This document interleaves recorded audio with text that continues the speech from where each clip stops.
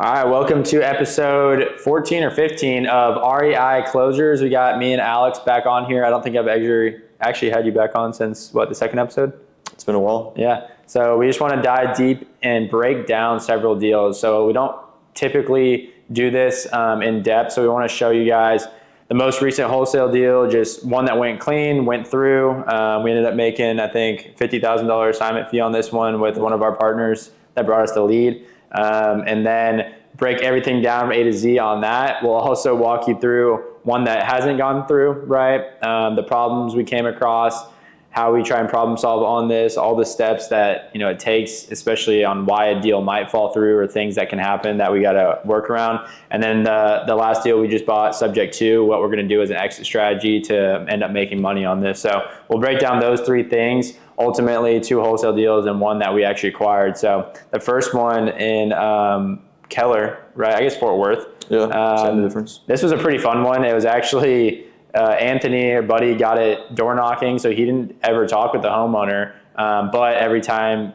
they didn't answer, he leaves a note on the door. I think he actually left it like near the garage. He got a little bit creative. Ends up getting a call back, I think 2.5 weeks before their foreclosure date. They ended up calling him. They knew they basically had to sell. They said they were trying to work some sort of loan modification. I think they got denied for. So basically to catch up a payment, a loan modification means they restructure the payments to put it on the back and then give them a chance to keep making payments moving forward. They got denied for that. They said they probably need to sell. He was, I think, in North Dallas area knocking, and he said, hey, can you run to this appointment? This was like 12 o'clock on a Saturday. And he's like, they're there right now. Can you run over there? So I just went and left, probably drove an hour to this house and ended up meeting with them in person. Super nice family. Had a tough situation with their business. Walked them through a handful of options. They just wanted a cash number. The house was big, needed a lot of cosmetic repairs. It wasn't in bad shape though. It was a great area. I think it was probably worth, what was the ARV? 450, 470, something like that. Or am I completely off? Yeah. No, the ARV. So after repair value, if it was perfectly fixed up, was like 520, I think. 520 to 600. It was kind of a wide range. It's a brick house in a nice neighborhood. Yeah. So high end 580. There was one that sold nearby, and then the lower end probably being like 520 to 540. But that makes more sense. Ultimately, they had a good amount of equity. I was able to get them like $80,000 in their pocket, just guaranteed, kind of after payoff. We went in and went to our network to find a buyer. We had several people in this area that might be looking to buy it as a homestead or just to fix and flip for a quick turnaround. So we ended up shooting it out. I think we had it under contract at technically it's a payoff plus 80,000. Their payoff plus 80. Yeah. Basically, it's 360,000. So we had it under contract at $360,000 cash. I got $10 earnest money sent to the title company to make the contract valid. We had about a 4-week option period basically until their auction date to find a buyer, knowing we'd have someone pretty quickly. But we had a handful of people looking at it. We ended up assigning it to one of our people in our network that I met that week that was looking for fix and flips. They bought it at 410. They kind of wanted it at 400. We ended up pushing 410 because we had several people interested and we didn't have to go through a huge network. So we just got it directly to them. Made the difference between the 410 and the 360 whenever they funded it at closing. Right. So I think that's what a lot of people don't realize in wholesale is like, what work did you have to put into this? How much money did you put in? How did you know what to get under contract for? So I kind of want to break that whole thing down. I know you couldn't remember exactly because I was like there. Yeah, there's been a lot of deals too. Yeah, you'll dive deep into the one that has had some issues, but ultimately this was like a 3,800 square foot house. Was it bigger? It was a big house, yeah. It was like almost 4,000 square feet, I want to say. Nothing majorly wrong with it. It just had, every room was painted different, needed new carpet all upstairs, so just cosmetic things, probably some cabinets. But I knew based on recent comparable sale houses in the area, which you can look at through a local realtor, or you can get an estimate from like Chase Home Value. Privy. Yeah, Privy. There's different tools. So find out what the after repair value is. Was about 580. So I take 70% of that, subtract cost of repairs in my mind. Generally, the more discounted off that I can get, the better. I get it under contract at 380. and we know that there's buyers probably 360, yeah, 360. Sorry, 360. We know there's buyers that are going to be paying anywhere from 400 to 420. So we ended up getting that 410 price. We took our original contract at 360, had that sent to the title company. We sent an assignment contract to the new buyer, so signing our contract to them at a price of 410, and then we sent that to the title company. They put earnest money in of like $5,000 just to show that they were, serious about purchasing the property. Now they have the close date that we had set, which was right before the foreclosure. So once we closed, I think it was 2.5 weeks after we got it under contract. Yeah. Because the auction was March 5th. Right. So that first day, I send it in. I send the $10 of earnest money that we put on our contract. This is just all what you negotiate with the seller. And I send $10 in. Then we assign it to the buyer. They send probably $5,000 that we requested. And then 2 weeks later at closing, they funded the full $410,000. So we make the $50,000 difference. The seller gets their $360,000. They pay off their mortgage. They pocketed like $80,000. The foreclosure got stopped. The house is sold. We actually were able to get them a few extra weeks to move out as a lease back. But ultimately made the difference, turned $10 into $50,000 by getting that contract at a discount, helping them get it sold in time, get money in their pocket, stop the foreclosure, and pretty seamless deal there, right? That's like a perfect wholesale deal. Title company was able to order payoff. There was a tax lien that we had to order, so a few things in the mix. And that's why you work with either transaction coordinator title companies that know what they're doing, they're investor friendly, and have those contracts in place to make sure they have things ready to close so that when the buyer is ready to close, it's, you're going to get paid. That'd be one of the smoothest deals we've had in a while. Yeah. Compared to most. Yeah, relatively. So, was pretty seamless. Sellers were good. They're thankful to get it all done in time, and then we helped them buy a couple extra weeks to get relocated, so they had that money in their pocket to get out of there. But that's like one wholesale deal, $50,000, and nothing that we really had to invest into it, which is nice. That's what the benefit of wholesaling, right? Right. But to go into another deal on this, we had like, 3 deals you got under contract in 2 days? Yeah. Knocking doors? Yeah. So how did you find this deal? I kind of want to break down that day, though, that happened when you got those 2 deals or 3 deals under contract. How did that happen? Yeah, so the first one, the one that's kind of falling apart right now, I guess we'll start with that one. That was, I think, like the 3rd door we knocked that day.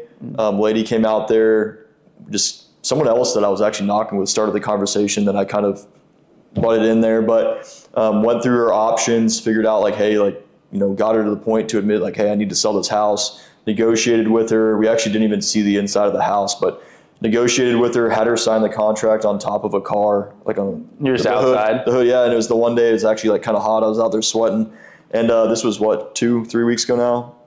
And people say knocking, to stop real quick. So were you just aimlessly knocking? Where did you find these leads? So they're all pre-foreclosures. We pulled them from the county website. We had a list, south part of Dallas. So we went to, I think, 25 houses that day. Okay. And so that one we were just knocking, negotiated everything in the front yard. Did she want to sell originally? No, she was kind of just up in the air, didn't really know what to do. So it was definitely a pitch of hey, here's the options. We figured out what the payoff was. We actually had to call her late husband's parents, kind of talk to them. They only speak Spanish. Right. She translated. So we got her to sign. Then we had to go over 5 hours later to her parents' house on another part of Dallas, go through the whole spiel again. They didn't because they were on the deed? Or? Because he passed away and she thought they were the heirs. But I was just trying to get everyone's signatures to make it as valid as possible. Yeah, make sure everyone's on board. And had to go through an hour and a half of renegotiating with them because they didn't really understand, 1, English, so they had to translate, and 2, I had to convince them of what was going on. Right. So we got them to sign. We get this whole thing put out there as a wholesale deal. Yeah. Get it assigned. I'm not going to say the numbers because we could still technically save it. Very large wholesale, and the seller's going to be able to walk away with money, get to stay in the house longer, all that good stuff. But what's going wrong now is, since he passed away, they were never legally married, but in Texas there's common law marriage. So we had to get a bank statement, I think, from 2006 when they bought the house. Yeah, some sort of tax return. Yeah, they wanted a tax return. They didn't have that, so we tried to get a bank statement. Title company said we have to probate it, so it's now an issue trying to get it probated, but probate's very expensive. So basically what that does is it gets the deceased person off the deed, gets the person that is still here on the deed, the correct person, so they can actually deed the house over and sell the house legally. So we're dealing with that now. So that's a perfect example of, oh man, I'm going to make a bunch of money, and now you got all sorts of wrenches in the system that are messing things up. A lot of people also hear these words if they're new and probably had no idea what any of that meant, like probate, the deed, like common law, all that stuff. So like typically if someone's looking to sell a house, they need to be the one that owned it, that's on the title of the house. But in this case, this lady who is in pre-foreclosure, so she has like 2-3 weeks till she's going to lose the house, had been living in this property. Her husband that she never got married to, unfortunately, they had kids, they lived together, they have shared bank accounts, passed away, but he didn't have a will. So technically, she wasn't an heir because they weren't married. It would be the children who are under 18. Right, but the children are not even 18. So obviously she's the one that should be inheriting the house, but by the title company, anyone that you look at who should pass down this house to, they weren't able to prove it without it going through probate, which is like a long process of the courts determining, hey, she's the one that's inherited this house. That costs money, and it takes a lot of time. A lot of money. Yeah, we're just figuring this out, seeing how we can help her get it to go through probate so we can eventually get this closed. But we turned a deal that house needed a lot of work.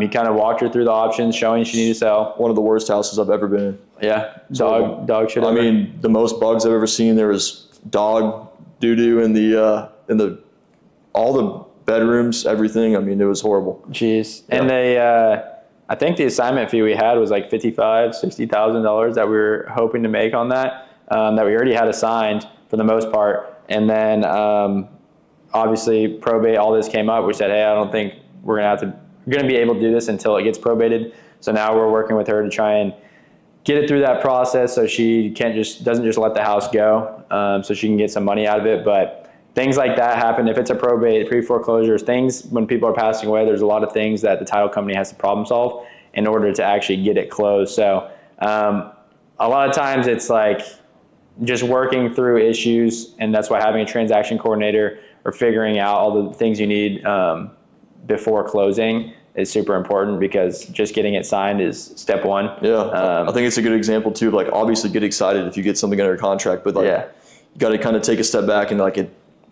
not a whole lot to celebrate until you actually get paid. So there's a lot of in-between stuff. It's not always sunshine and rainbows. Yeah, and a lot of people will do the same thing in like solar or anywhere else. What I used to sell is like signed deals is very fun, but until it's on the roof or someone's actually getting installed or a deal's getting closed, that's when you're getting paid. So figuring out how you can get to that finish line the best is, or the quickest, I guess, without any other hiccups is going to be really important. So that stuff happens all the time. We, working through it and having the right team helps. But I think the third deal we wanted to break down, so those are 2 wholesale deals. Those are deals we weren't going to actually purchase. So we have them under contract and we assign it to a person that's going to fix and flip it to make a big fee in the middle, right? So that person that buys it actually puts in the work to, fund it and then end up flipping it on the market after they do repairs. But in a case like this third deal, so we closed on I think the last 2 episodes ago, I did one with Adam.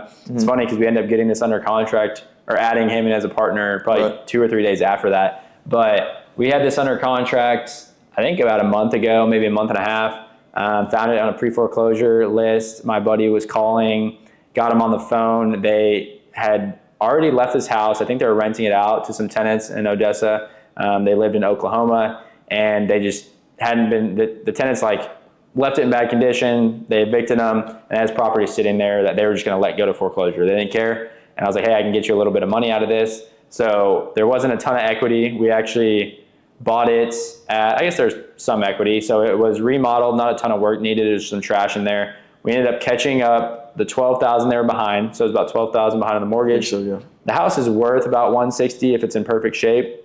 The balance left on their loan is about $86,000. So they still have $86,000 left to pay off, but they have a 4.5% interest rate, and then they have solar on the house, which was Solar guys, man. Yeah, it's like 17,000 a solar loan. So it's a small house, probably 1,000 square feet. And so I told her, hey, let me, unfortunately, we're not going to be able to buy it cash. There's not enough room. I can just catch up your 12,000, give you a couple, I think it was like $1,000. I think it ended up being 1,000, yeah. Yeah, we gave her $1,000, and then we'll buy the house, taking over those payments. So we set up a servicing company and buy it subject to the mortgage. So we take over the 4.5% interest rate. We were able to close before her foreclosure. I think we actually had to postpone it, but got the property closed. We ended up bringing in Adam to buy this property with us because we were like, hey, it's probably $15,000 plus closing costs that we need to bring to the table, and it's $1,000 a month for this payment. So we could rent it out, maybe make, I don't know, what would the rent's like, $1,500? Was that $1,000? I thought for the payments. Yeah, is that including taxes? Yeah, principal, interest, taxes, gotcha. Insurance. Yeah. Yeah. So the payments, what the new guy's paying? Yeah. So this is kind of getting to that. Yeah. So when we buy it subject to, this is how we acquire it, right? So we brought in Adam. He funded the whole 15, 20,000, whatever it was, to get all of it paid to close. We partnered on it 50-50 with him. But I was already marketing this to owner finance buyers in Odessa, knowing that, hey, this is a 4.5% rate. Once we get this property cleaned out, someone will buy this property at $150,000, $160,000 owner finance, meaning they'll pay us a down payment and we can charge them 8, 9, 10% interest rate, because that payment is still on a $150,000 note is affordable. Yeah, it's less than $1,600, I think, with the solar payment too. Yeah. So we marketed it. We had a ton of people interested. The property wasn't really cleaned out yet. Once we realized, okay, we're good to close, we partnered with Adam, got the property cleaned out. I think I got it deep cleaned and then we just painted the walls. So it looked a lot brighter. It was night and day difference. It's a nice house. Yeah. It was like remodeled probably 3 years ago. So all looking clean and new now. And we put it back on Facebook, marketed at $160,000. We ended up getting offers. We got $150,000 price. We just got under contract 20 minutes ago, probably. Yeah, $21,000 down, I think. Yeah, 21 down, So 8.5% interest rate. 8.75, yeah. 8.75. So 8.75% interest rate. So Adam brings $20,000 down. We get a $21,000 down payment, and then we charge 8.75% interest rate. So knock on wood, obviously, but as long as everything gets qualified, good to go, we make the down payment back. And then now we charge, I think he's monthly payments. He takes over the solar. His payments will be. So the payment, 8.75% interest rate, 30 years, $150,000 purchase price, 21 down is $1,014. Okay, so his principal and interest payment is $1,014. Our original principal and interest that we took over is about $400. Yep. So we'll make $600, $650. That's pretty good. A month. And then the big thing is now we also have a principal difference. So 150 minus 21, that's like what, 130, 129? Figure it out, yeah. 129? 129. So his $129,000 principal balance ours is about 86. Granted, there's some solar. So we inserted, $50,000 in equity, $45,000 in equity, between what his principal balance is and what ours is. So really, we won't see that until he sells or refinances, but our 86 will continue to get smaller and smaller a lot faster than his will, because our note is 5 years ahead. So ultimately, we make that $600 a month without having to be a landlord. We gave him the ownership, and then whenever he does decide to refinance or sell, we'll get paid out the 30, 40, 50 grand, whatever it is at that time frame. So this is called a wraparound mortgage, but how it worked is we bought a property subject to, and then we sold it owner finance at a higher interest rate at a higher purchase price. So their payment, we're essentially arbitraging that. We become the bank, and we created a note with this new seller. So a little high level, obviously, if it's in a better area, like all the other properties I purchased, I just hold it as a rental if I know it's going to have good cash flow, appreciation, I need the tax benefits.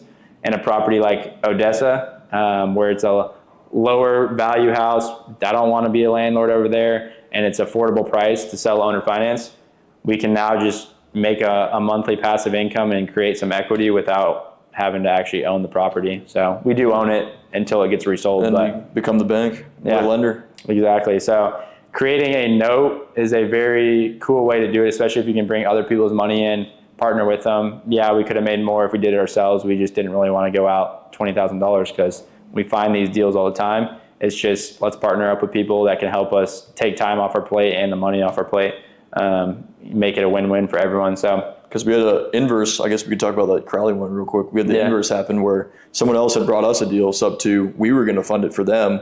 That had about $150,000 in equity built in. We would have made, I don't know, $150 a month, which is fine, but you really just, assuming all that equity is the main thing. Right. We were going to let this help a gentleman stop foreclosure, help him stay in the house for, as long as he could pay it, and really just a ton of equity in the deal. But on that, it's like, okay, if I can assume $150,000 of equity, I don't care about the cash flow. Let's keep the payments low so you can afford it, and make it a win-win there. But in that case, there's no reason to try and sell that owner finance. It depends on if you need the capital and if you want to be a landlord. Right now, I mean, once we sold this house at $150,000, as this house appreciates, let's say it's worth $200,000 in 5 years, we're not going to get the difference between the $200,000 and ours. We're just getting the difference between what he bought it at and our principal. So cap your appreciation. Right. We're giving up the appreciation, but in a mediocre area in Odessa, that's something that we're fine with. So you just have to pick on what you're trying to do, what your goals are. But those 3 deals I think those are our last. I mean, we have 7 other deals under contract right now that we're working on. So all of these have, things that we have to work on to get it closed. It takes time. Some of them are hopefully seamless, and then other ones, you got to go through a handful of things to get it closed on the back end to make sure that we're actually getting paid. Hopefully seamless is a big ask.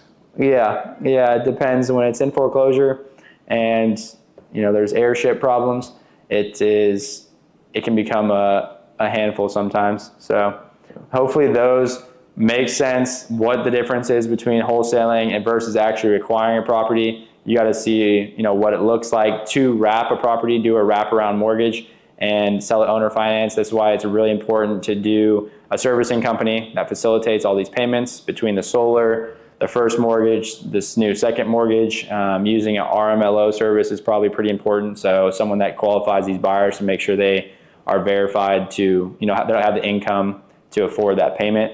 And I think that's what a lot of people ask, what happens if they don't pay? If they don't pay? Yeah, so why would we sell to an owner finance buyer? Why would they buy it at an 8.75 interest rate?